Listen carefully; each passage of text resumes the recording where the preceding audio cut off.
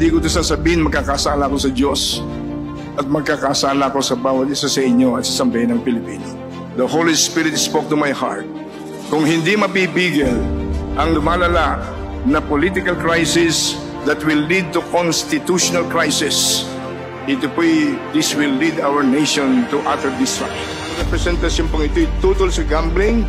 Una, dahil labag ito sa utos ng Diyos na may gawa ng langit at lupa. Pangalawa, hindi natin ito kailangan. Ang palalang problema ng pagbaha. At sinasabi ko, Madam Chair, na this time, hindi ko po kayang pumayag na i-approve na lang ang bilyong-bilyong budget na inilalaan natin sa Flood Control Management Program.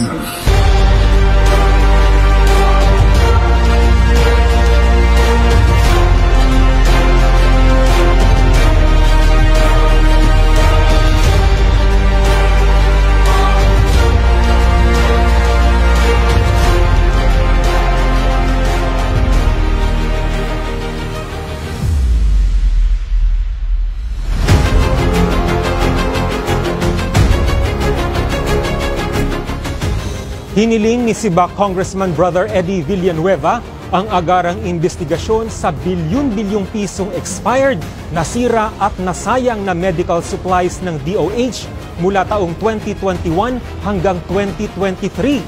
Sa ilalim ng House Resolution 2127, isinulong ni Villanueva ang pagsisiyasat sa ulat ng Commission on Audit ukol sa bilyon-bilyong pisong na gastos ng DOH na nasayang lang dahil sa umano'y mahinang sistema ng procurement at inventory. Ako ni Sibac Representative Brother Eddie Villanueva ang pag-aproba sa komite sa Kamara ng Anti-Isabong Bill. Silalim po ng panukala ay pagbabawal ang kahit anong paglalaro, pagtataya at iba pang paraan sa online man o isabong, maging ang paglalabas ng mga laban nito mula sa mga sabungan o yung cockpit arena.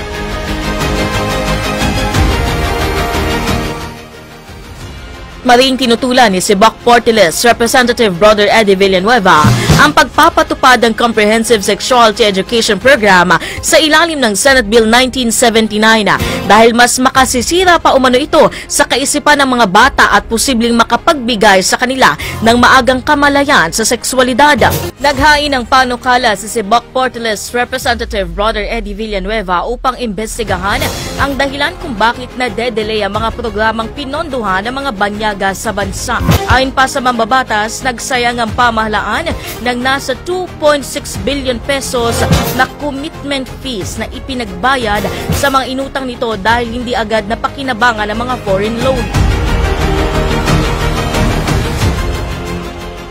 A survey shows almost half the Filipinos say corruption in government is normal. Ang corruption po ay hindi titigil sa ating bansa unless we change ourselves, unless we change our values. Naghihirap si Juan de la Cruz, pahirap ng pahirap. Ayuda ang gobyerno. Yung mga tao naman sa lahat ng ayuda, okay na. Sa mga senior, 3,000 every 3 months. Pinakakalimutan nila yung nagbibigay ng kanilang mga ayuda, karamihan sa mga kundi man lahat, siya rin kailangan niya naghihirap ang sambayan ng Pilipino. Palagay niyo ba, makakatulog ako ng meding sa gabi, kalimutan ko ng gasta. Kaya po, tinanggap ko ulit ang hamong kahit sa third term, ay pangunahan ang Citizens Fund Against Corruption.